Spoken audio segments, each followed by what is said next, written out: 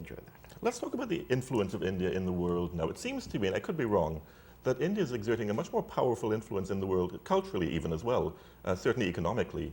I mean, is that a measure of how successful India is as a democracy, that you've reached a point now where you're not just concentrating inwards, you're actually reaching out to the rest of the world? That's right. India had always reached out to the world. I mean, it's a kind of a cliche to say that Indian culture had spread to the farthest corners of the world. Our philosophy basically based on, we look at the whole globe as one family, universe as one family. But that having said, I must say today's world, and as you rightly said, culture, what we say, is a soft power for us. And India's culture has traveled, has transcended all barriers, all boundaries, and gone everywhere.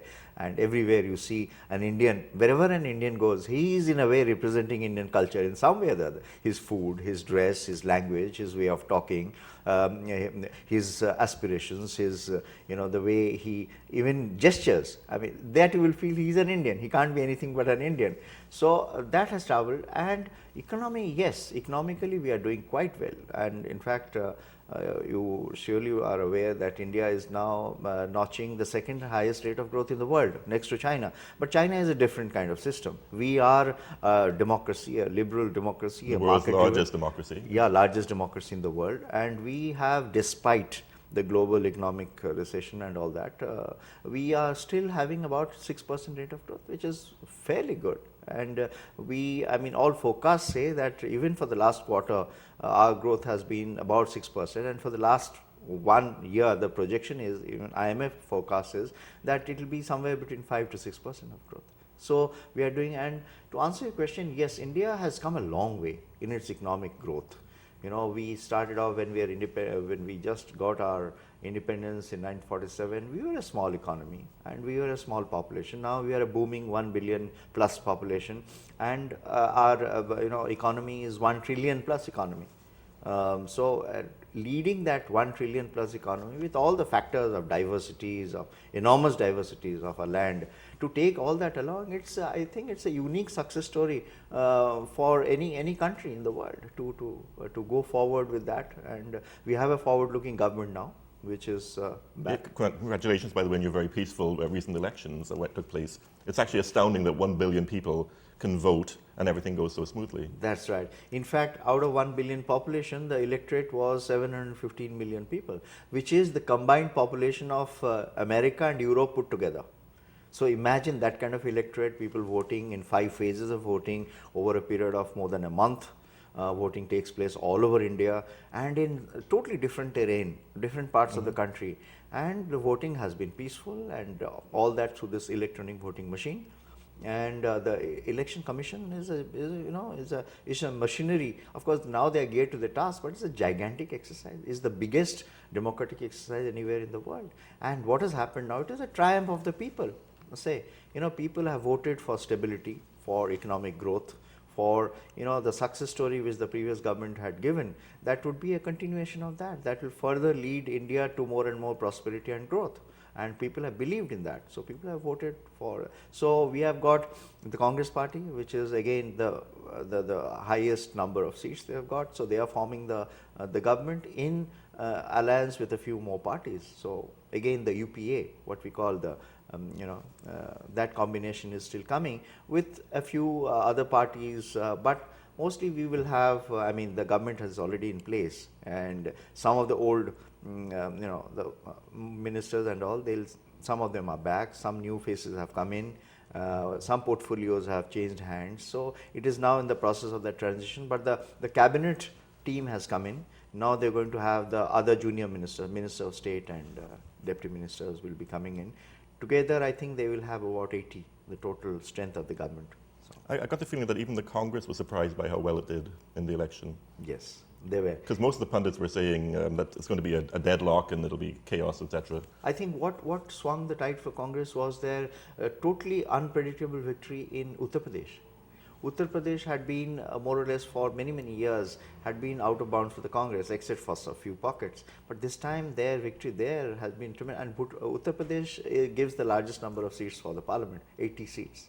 A big chunk out of 543 seats. 80 comes from one state alone. So that swung the tide, and then you have states which have traditionally been a part of, they have been voting for the Congress. Andhra Pradesh is one such state, and then you have these allies who also brought in good number of DMK in the Tamil Nadu. They also brought in Kerala. The victory was quite substantial. The left, unfortunately, they couldn't get much place in Kerala, which used to be a left stronghold earlier, nor in Bengal. Bengal has been remarkable because Bengal, then another group, the Trinamool Congress, which is led by one lady called Mamata Banerjee, and she did extremely well. So she's come back with a large number of seats. So by and large, Congress position in the former states where they were run, they have returned, plus they have added some more constituencies and some other regions India. So that gave them a good numbers. So I think that has come out quite well. But basically I would attribute to the maturity of the Indian voter. How he is mature, these are basically issues of governance which they looked at it. Which government can deliver, that is what they looked at it. And they believe that government of UPA, which had been going on for the last 5 years, it is good to help them come in again for the sake of continuity. Our economy is going quite well. The stock markets are booming. All the economic indicators are doing extremely well. So the common man sees this thing and reflects on in his own way. So the political maturity of the ordinary person is now come to play. That's what we saw in the last elections. But India is not without its challenges, of course, as in the case of any country. You've had the recent horrific violence in Mumbai, which is, I'm sure, India is still reeling from, yes. And there's a constant threat that Pakistan poses in general. I mean, are those the major challenges that India sees right now, or are they challenges economic? You see, well, terrorism is a challenge, is a global challenge, and it hits us more than many other countries in the world. It hits us because terrorism is very close to us.